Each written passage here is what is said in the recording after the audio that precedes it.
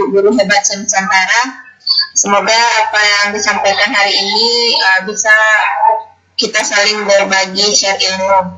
Kemudian salawat dan salam kita hajatkan kepada Nabi besar Muhammad SAW menyertakan Allahumma shalli ala Muhammad. Semoga kita mendapat syafaatnya di akhir yaumul qiyamah. Amin. Kemudian sebelum itu saya perkenalkan dulu yang bertindak sebagai host pada saat ini adalah saya sendiri, Tika Permatasari dari SMP 1 Pasaman. Kemudian Bapak presenter kita yang akan memaparkan materi nanti adalah Bapak Sugiono STHI dari MTS Saroja NU Demak, dan Bapak moderator kita adalah Bapak Gatino SS dari SMP 1 Biologi Cilacap. Teristimewa untuk Ibu Instruktur kita, Ibu Tati Winarni SPD dari SMKN Darul Ulum Muncar Banyuwangi. Sebelum saya serahkan ke moderator, ada beberapa hal yang akan saya sampaikan terkait kelancaran presentasi hari ini. Yang pertama yaitu kami mohon pada Bapak Ibu untuk mematikan mic-nya agar demi kelancaran presentasi ini. Jika nanti ada gangguan, mohon maaf, hanya kami matikan. Kemudian yang kedua, untuk presensi atau absen kami share di kolom chat, jangan lupa diisi absennya. Dan yang ketiga adalah jika ada pertanyaan nanti setelah sesi presentasi, silakan Bapak Ibu mengangkat tangan atau boleh menulisnya di kolom chat. Baiklah, untuk tidak memperpanjang, saya serahkan langsung kepada Bapak moderator kita, kepada Bapak Ratino. Saya persilahkan. Terima kasih Ibu Rika Permatasari dari SMP Negeri 1 Pasaman. Assalamualaikum warahmatullahi wabarakatuh. Puji syukur kehadirat Allah Subhanahu wa Ta'ala yang telah melimpahkan rahmat, taufik serta hidayahnya kepada kita, sehingga kita dapat dipertemukan dalam diskusi online kali ini. Salawat dan salam tak lupa kita curahkan pada junjungan kita Nabi Muhammad SAW, yang kita nantikan sahabatnya di yaumul akhir. Yang terhormat Bapak Ibu guru hebat semua, dan yang saya hormati instruktur grup RA Kartini Ibu Tati Winarni dari SMK Darul Ulum Muncar Banyuwangi. Terima kasih pula kepada penyelenggara Diklat Gumun 3 Bapak Dr. Tito Suwondo dari Balai Bahasa Jawa Tengah, dan Bapak Sri Wahono dari Guru Mengajar untuk Nusantara. Pada hari ini saya Ratino dari SMP Negeri 1 Jirologi Cilacap sebagai moderator yang akan memandu kegiatan diskusi. Host untuk diskusi kali ini adalah Ibu Rika Permatasari SPD GR dari SMP Negeri 1 Pasaman, Sumatera Barat. Presenter pada kegiatan diskusi ini adalah Bapak Sugiono Sarjana Teologi Islam dari MTS Saroja NU Undaan Kidul Demak. Topik yang akan dipresentasikan adalah dakwah dan problematikanya. Adapun susunan kegiatan diskusi adalah yang pertama pembukaan, kedua penyajian materi, tiga sesi tanya jawab, dan yang keempat penutup. Sebelum diskusi dimulai, saya akan memperkenalkan pemateri kita. Kemudian acara yang pertama kita buka dulu sebelumnya. Mari kita buka dengan bacaan Bismillah. Bismillahirrahmanirrahim. Selanjutnya adalah penyajian materi. Namun sebelum saya akan bacakan riwayatnya dulu ya. Riwayat dari Bapak Sugiono. Nama Sugiono, sarjana teologi Islam. Lahir di Demak 7 Juni 1979. Agama Islam. Warganegaraan Indonesia. Status menikah. Alamat sekarang di Loram Kulon, RT 4 RT 6 maksud saya, RW 3, Kecamatan Jati, Kabupaten Kudus, Provinsi Jawa Tengah. Telepon atau WA 0812 1343 6491. Bisa dihubungi di email sugi59170 gmail.com. Riwayat pendidikan Pak Sugiono, SD di SD Negeri Tuang 1, lulus tahun 89 di Demak. MTS Saroja NU, lulus tahun 1995 di Undaan Kidul, Karanganyar, Demak. MA di Saroja NU, lulus tahun 1998 di Undaan Kidul, Demak. S1 di Stain, jurusan Usluddin, tafsir hadis ya. Lulus tahun 2003, tempatnya di Kudus. Kemudian mengambil akta 4 di Unwahas, jurusan PAI, lulus tahun 2006 di Semarang. Kursus latihan yang pernah diikuti, yang pertama profesi guru di tahun 2009 bertempat di Wisma Patemon Semarang. Akta 4 tahun 2006 di Semarang. Riwayat mengajar dari tahun 2003 sampai dengan sekarang. Guru mapel Al-Quran Hadis di MTS Saroja NU Undaan Kidul, Kecamatan Karanganyar, Kabupaten Demak. Selanjutnya adalah penyajian materi. Saya berikan waktu kepada Bapak Sugiono. Kepada Bapak Sugiono, saya persilakan. Silakan Pak. Terima kasih. Terima kasih Bapak Ratino selaku moderator yang memberikan forum pada saya. Assalamualaikum warahmatullahi wabarakatuh. Waalaikumsalam. Bismillahirrahmanirrahim. Wassalatu wassalamu ala Rasulillah wa ala sahbihi wa wala. La hawla wala quwwata illa billahil Rabbi shrah li sadri yassir li amri wa hlul amma ba'd.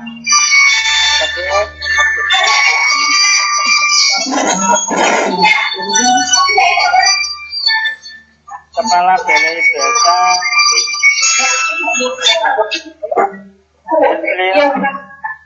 Bapak Triwahono selaku Ketua Penyelenggara pada diktir kali ini yang saya hormati, kepada beliau Ibu Tatik Winarni selaku instruktur pada diktir 3 kelompok Era Kartini yang saya hormati, kepada tim yang membantu kerja saya, terus Ibu Rika Permatasari SPD, kemudian Bapak Ratino SF selaku moderator. Pada semua Bapak Ibu guru hebat dan Nusantara yang saya hormati. Syukur alhamdulillah pada kesempatan pagi hari ini kita masih diberi limpahan taufik hidayah serta inayah di Allah Subhanahu wa taala sehingga dapat berkumpul berwajah di dunia maya dalam acara Fikon kali ini dengan selamat tanpa ada halangan suatu apa. Salam, mari kita hadirkan pengakuan beliau Nabi Agung Muhammad SAW dengan bacaan salam dengan kita mendapat sifatnya dengan Allah yang min Allahumma. Semua yang saya hormati, perkenankan saya akan mempresentasikan sebuah materi. Materi ini adalah materi kelas 7 Al-Quran Hadis semester kedua, yaitu dakwah dan problematikanya pada Al-Quran surat An-Nasr. Baik, saya mulai dari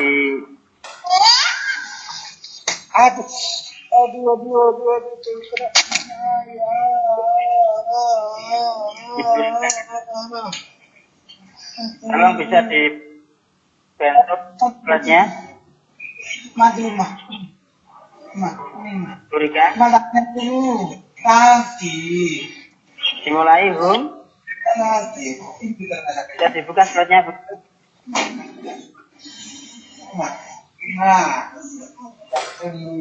Jawab dengan problematikanya.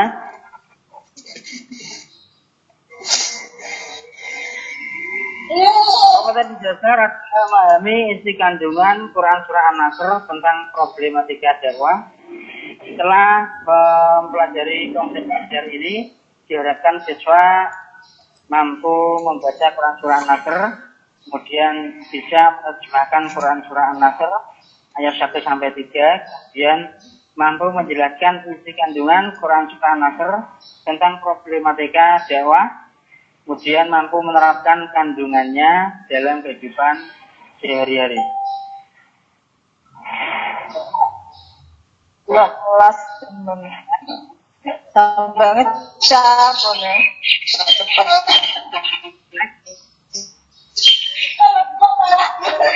Pengertian dakwah. Ya Allah, angel saya sinyal iki ning sepeda yo.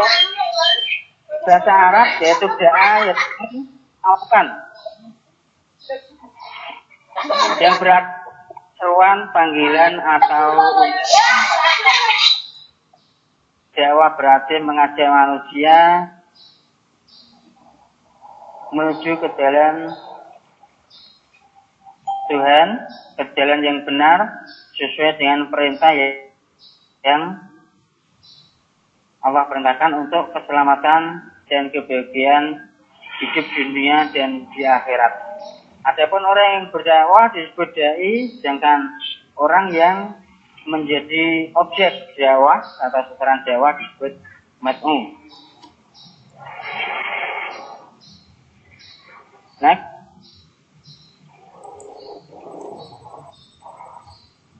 Selain kata dakwah, kita juga mengenal kata tabligh. Secara bahasa, tabligh berarti penyampaian. Secara istilah berarti menyampaikan ajaran Islam pada umat manusia untuk dijadikan pedoman hidup dan dilaksanakan agar memperoleh kebahagiaan dunia dan di akhirat. Orang yang bertabligh disebut mubaligh.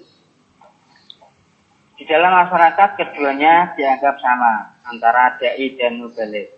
Karena mempunyai tujuan yang sama, yaitu sama-sama menyeru manusia agar mengamalkan ajaran Islam. Allah Subhanahu wa taala merintahkan kita untuk selalu berdakwah. Di mana yang disampaikan dalam Al-Quran surah An-Nahl ayat 125. Dan next.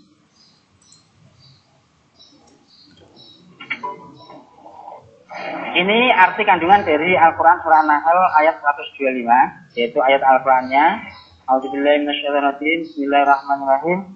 Ud'u ila sabili rabbika bil hikmati wal mau'izatil hasanah wajadilhum billati hiya ahsan. Inna rabbaka huwa a'lamu biman dhalla an sabilihi wa huwa a'lamu bil muhtadin. Bahwa setelah kita mengetahui makna atau arti dakwah, kita sebagai guru juga bisa dianggap sebagai pendakwah atau dai karena menyampaikan pesan-pesan moral, apalagi yang guru agama. Tentunya di dalam pelaksanaan dakwah ini di lapangan harus mengenal metode-metode dakwah. Bagaimana yang difirmankan Allah Subhanahu wa taala dalam surah An-Nahl ayat 125, metode dakwah ini ada 3. Yang pertama yaitu metode bil hikmah. Artinya dakwah dengan cara berdialog dengan kata-kata yang bijak, dengan lemah lembut, penyampaian yang menyentuh hati, sampaikan dengan keterangan yang tegas dan jelas, tidak ragu dan bimbang. Nah, sasaran dakwahnya ini adalah mereka yang masih ragu untuk memeluk agama Islam. Jadi disampaikan dengan bahasa-bahasa yang lembut tapi tegas, disampaikan dalil-dalilnya juga sehingga mereka yang masih ragu nanti bisa tambah yakin dan mantap. Kemudian yang kedua, metode bil mau'izatil hasanah adalah dakwah dengan memberi nasihat dan permanfaat yang menyentuh jiwa sesuai dengan taraf pengetahuan yang sederhana, tepat untuk diberikan pada kaum awam. Mau'izah hasanah biasanya seperti pengajian-pengajian lewat jamiah-jamiah seperti itu. Kemudian yang ketiga, metode jidal adalah dakwah dengan perdebatan dengan cara yang baik, dengan cara argumentasi, logika, retorika. Ini biasanya sangat tepat untuk para cendekiawan ataupun para kaum terpelajar. Mereka juga berdebat, nah, kita hadapi dengan retorika yang baik yang bisa memahamkan mereka sehingga mereka kembali ke jalur yang benar. Misalkan belum memeluk Islam ya bisa masuk agama Islam. Kalau yang menentang ya mereka nanti bisa dipahamkan. Next.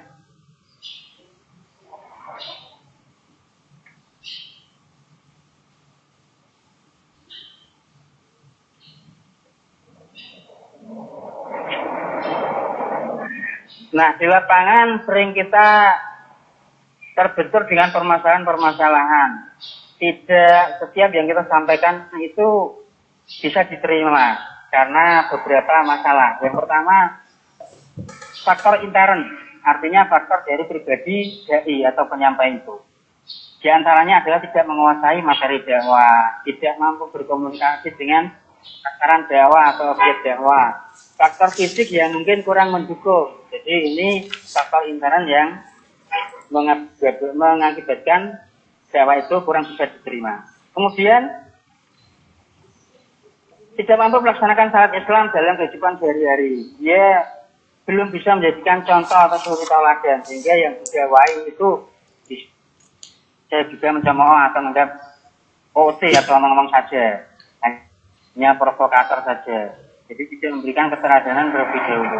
Kemudian faktor yang kedua adalah faktor ekstern, yaitu faktor kondisi di luar pribadi seorang dai. Di antaranya kondisi lingkungan mungkin yang kurang mendukung, misalkan di kampung non-muslim, kita tentu akan sulit untuk langsung diterima, jadi butuh proses. Kemudian tayangan mass media, cetak maupun elektronik yang kurang mendidik. Kemudian kebijakan pemerintah yang kurang mendukung dakwah. Kemudian kegiatan dakwah orang-orang non-muslim seperti misionaris. Tentunya ini perlu kita pahami selaku pendakwah, dai ataupun mubaligh tadi. Apalagi sebagai guru, kita nanti bisa menerapkan metode yang mana. Yang tadi ada 3 metode atau ada yang mengatakan 4. Mana yang tepat untuk kita pakai diterapkan di lapangan. Kemudian surat An-Nasr yang nanti akan kita kupas kandungannya dan problematika dakwah yang terkandung di surat An-Nasr. Saya bacakan. A'udzubillahi minasyaitonir rajim. Bismillahirrahmanirrahim. Idza jaa nasrullahi wal fath wa ra'aitan nasa yadkhuluna fi dinillahi afwaja fasabbih bihamdi rabbika wastaghfirhu innahu kana tawwaba.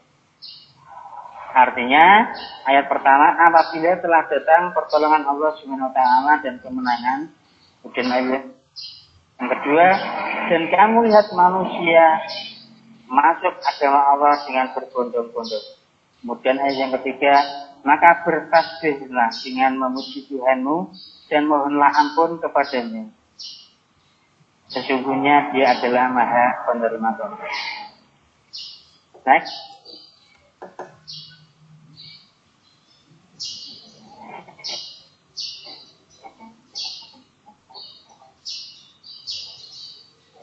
Yang pertamanya adalah kemenangan yang akan diraih oleh harusnya masyarakat memeluk agama Islam. Ini ketika terjadi peristiwa Fathu Makkah, yaitu kemenangan agama Islam, karena sebelumnya Makkah dikuasai oleh orang-orang Quraisy, sehingga janji Allah ini bahwa suatu saat nanti kemenangan Islam akan diraih. Tapi di sisi lain kaum muslimin itu masih merasa ragu bahwa kemenangan Islam akan diraih, sehingga informasi ini diberikan. Kemudian pada saat yang tepat janji Allah itu direalisasikan.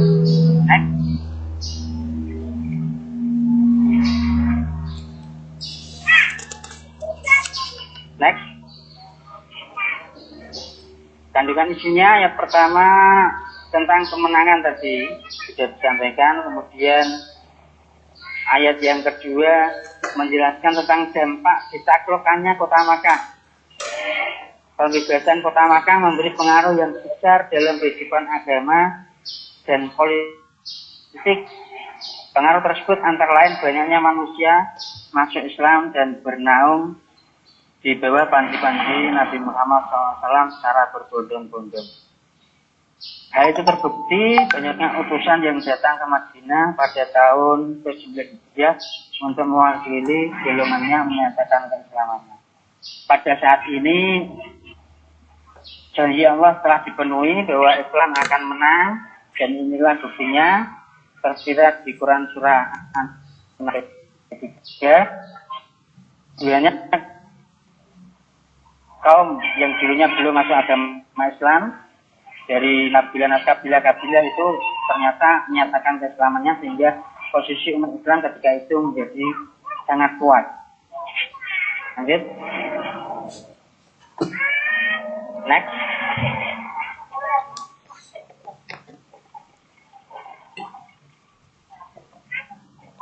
Ayat 3 menjelaskan jika kemenangan sudah nyata, maka sucikanlah dan agungkanlah Tuhanmu. Sebab Tuhan tidak akan sekali-kali melalaikan kebenaran dan memenangkan kebatilan. Ayat ketiga ditutup dengan perintah memohon ampun dan bertobat kepada Allah Subhanahu wa Ta'ala, karena sebelum kemenangan itu diraih sempat terjadi guncangan hati karena terlambatnya realisasi janji pertolongan Allah Subhanahu wa Ta'ala. Karena itu patutlah dilakukan istighfar dari kekurangan di dalam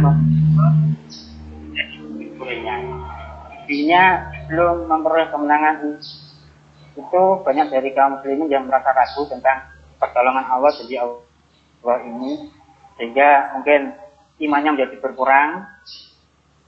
Tapi setelah janji Allah ini terrealisasi, bahwa kemenangan setelah begitu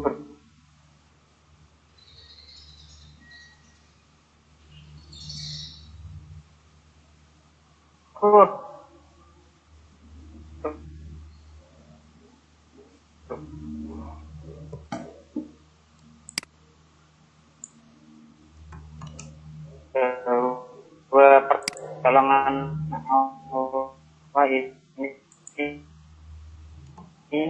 pasti datang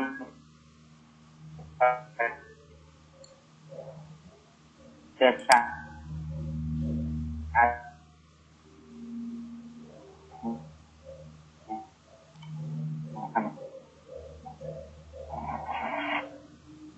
keempat dirutusnya bekerja dan tidak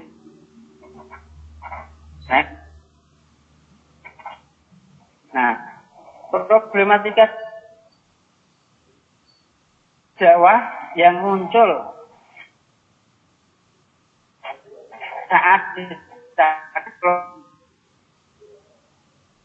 hanya kota Makkah atau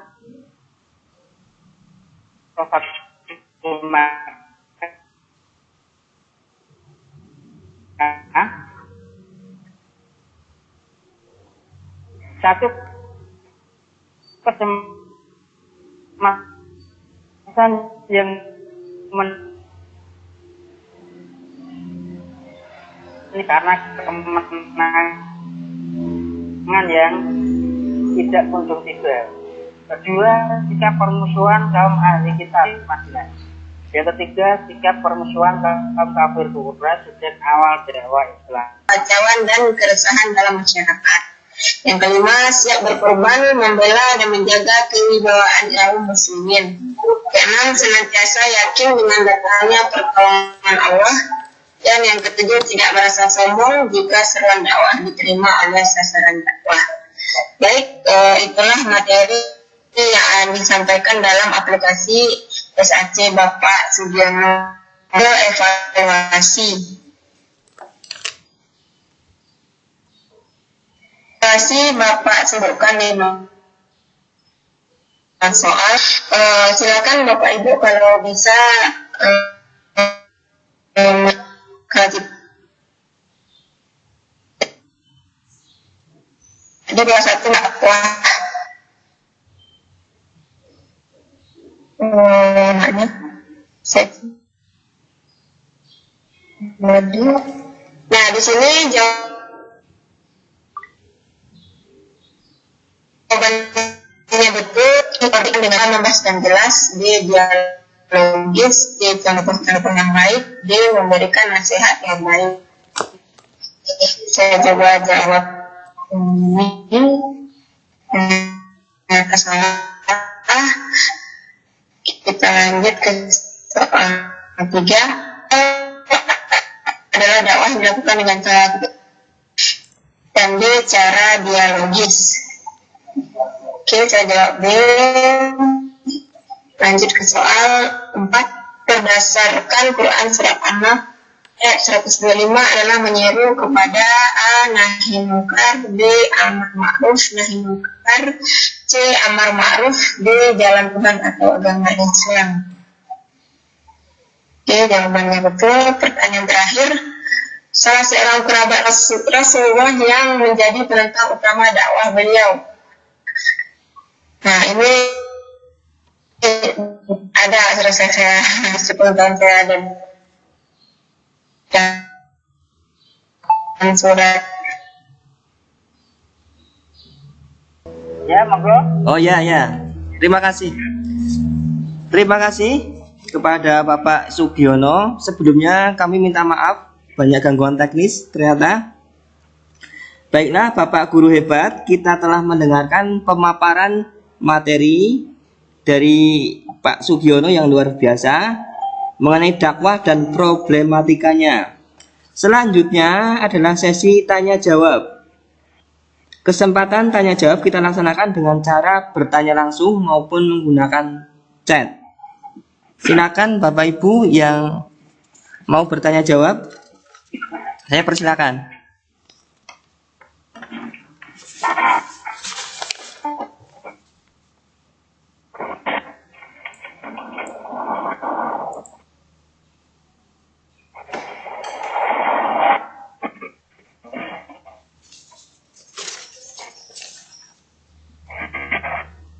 Adakah Bapak Ibu yang hendak bertanya jawab?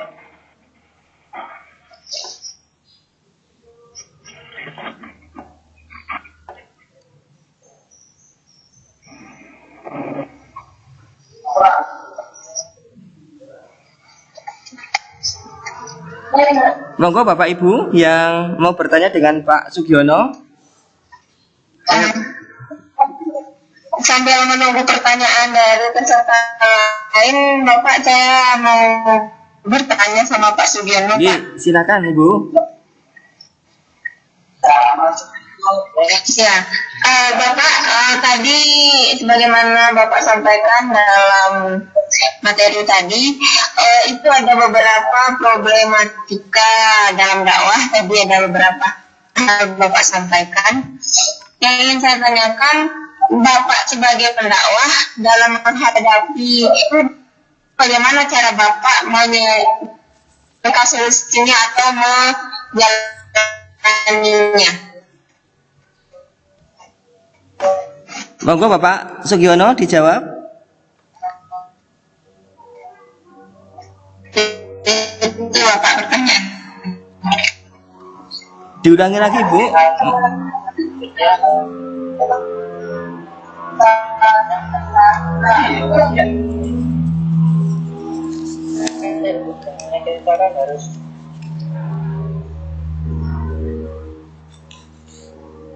Bapak Sugiono.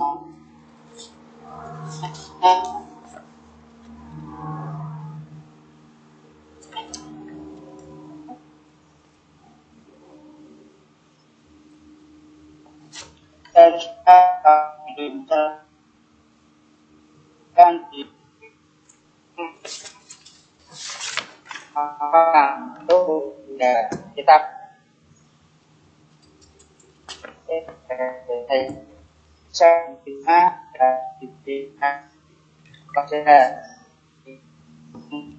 ini jawabannya sudah beda.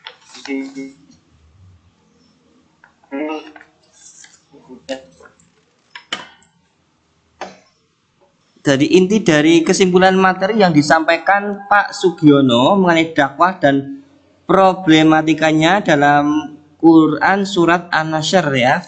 Yang pertama, dakwah secara bahasa artinya seruan, ajakan atau panggilan. Sedangkan menurut istilah dakwah yaitu upaya menyerukan dan mengajak umat manusia agar mau menerima dan meyakini kebenaran Islam. Kesimpulan yang kedua, dalam berdakwah perlu dilakukan dengan metode-metode yang baik dan tepat aplikasinya, sehingga bisa mengena kepada objek dakwah. Adapun metode-metode dakwah antara lain. Yang pertama, dakwah bil hikmah, artinya dakwah yang dilakukan dengan cara menyampaikan atau memberi keterangan yang jelas, tegas dan tidak meragukan, sehingga objek dakwah dapat mengetahui dan menerima ajaran Islam dengan mantap tanpa keraguan. Dakwah berikutnya, dakwah bil mauziyah hasanah maksudnya ya. Artinya dakwah yang dilakukan dengan cara memberikan nasihat yang baik. Yang ketiga, dakwah bil jidal, artinya dakwah yang dilakukan dengan cara dialogis atau argumentasi. Yang keempat, dakwah bilhal, artinya dakwah yang dilakukan dengan cara mengedepankan keteladanan daripada hanya sekedar lisan. Nah, kesimpulan yang ketiga, di lapangan sering terjadi problematika dakwah karena keadaan lingkungan dan psikis objek dakwah yang tidak mendukung. Oleh karena itu, seorang dai atau juru dakwah hendaknya tidak mudah putus asa, sabar dan rela berkorban demi kejayaan Islam dan kewibawaan kaum muslimin. Ya. Demikian tadi diskusi mengenai dakwah dan problematikanya yang disampaikan oleh Bapak Sugiono. Untuk menutup acara ini, mari kita mengucapkan hamdalah ya, alhamdulillahirabbil alamin. Saya sebagai moderator mohon maaf atas ketidaknyamanan tadi. Billahi taufiq wal hidayah. Wassalamualaikum warahmatullahi wabarakatuh. Waktu sepenuhnya saya kembalikan kepada host Ibu Rika Permatasari. Silakan Ibu. Ya baik, terima kasih Bapak. Sebelum menutup presentasi sebelumnya, saya sampaikan maaf sebesar-besarnya karena kendala kami tadi, karena kondisi tidak kondusif dengan jaringan yang bermasalah. Kami mohon maaf atas segala kekurangan. Kemudian tak lupa saya ingatkan, harap presentasinya diisi, dan terakhir semoga apa yang disampaikan dapat bermanfaat bagi kita semua, Bapak Ibu guru hebat Nusantara. Baiklah, saya akhiri bukan kita hari ini dengan ucapan wabillahi taufiq wal hidayah. Assalamualaikum warahmatullahi wabarakatuh. Waalaikumsalam.